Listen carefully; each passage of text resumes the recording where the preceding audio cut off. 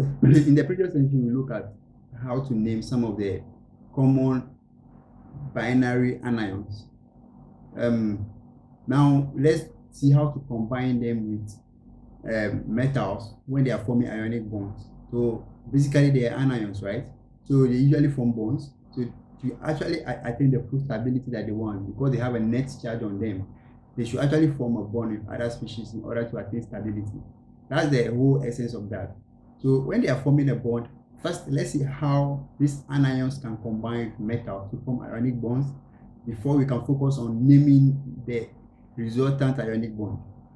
So let's see some of the combinations. So in the previous session, some of the examples that we look at include SO4 2 minus, SO3 2 minus, NO 2 minus, NO3 minus, PO4 2 minus,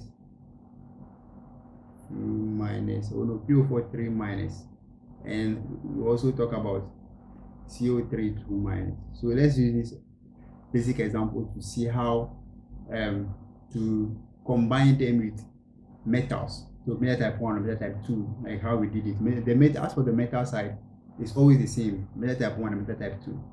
So the same concepts there, but then the focus now is that we are now bringing a binary anion. Okay, so when we were using the examples of these guys like oxygen, oxygen was O2 minus, this one was just one anion, and we are combining with something like magnesium, for example. We know magnesium was Mg2 plus. So the combination for these two was the charge that is here, right, goes here, and then the charge that is here goes here, right? So when you combine them, you have Mg2O2.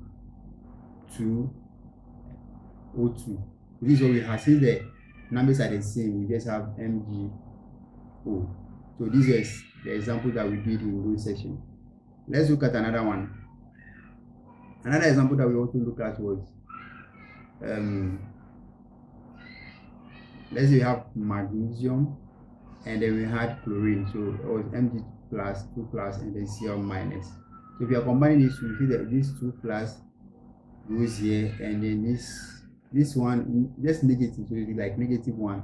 So the 1 goes here, and at the end of the day you just have Mg1Cl2.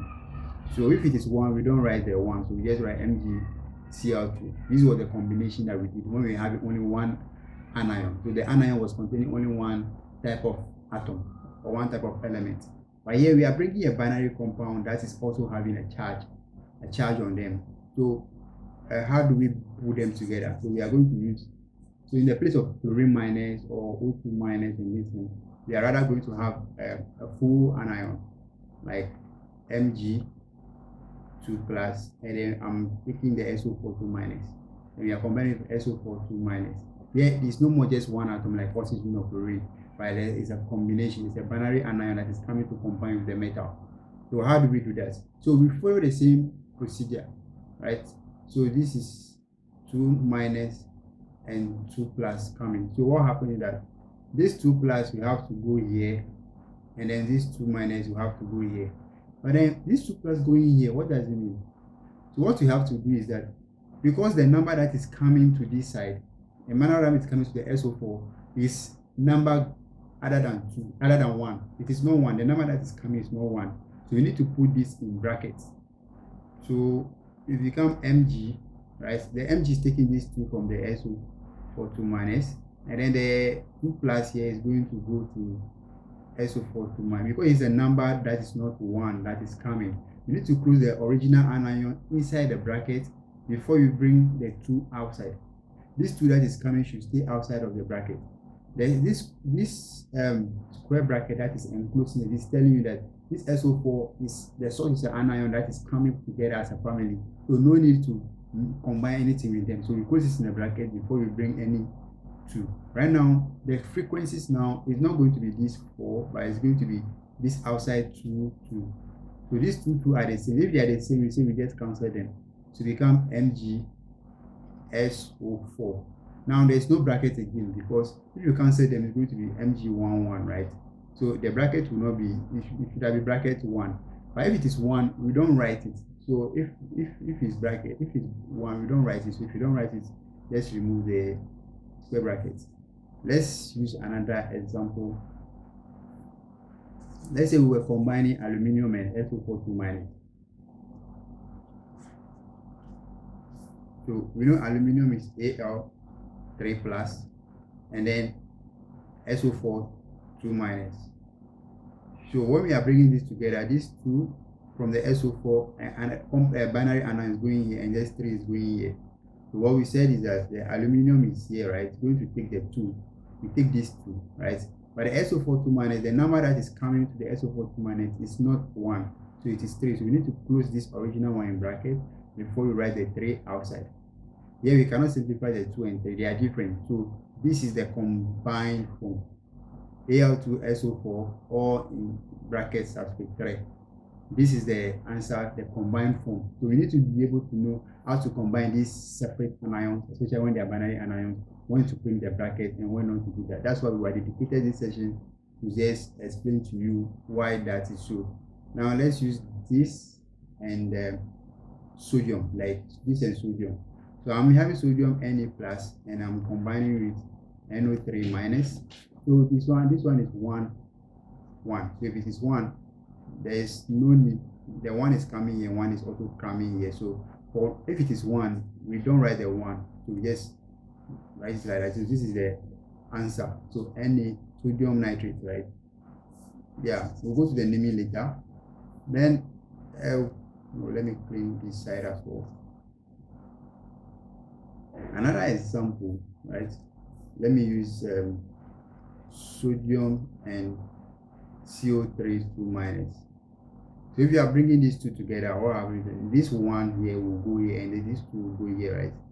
So the 2 is going here, and the 1 is going to the entire this. But because it's 1 that is going to the anion, we don't need to bring the bracket because it is 1. So it becomes Na. The Na is taking the 2 as its frequency or subscript, and then CO3 is going to be CO3.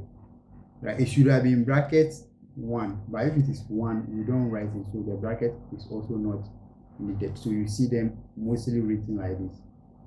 So yeah, this is what we have for this combined form. Let's try another last example where we are going to bring between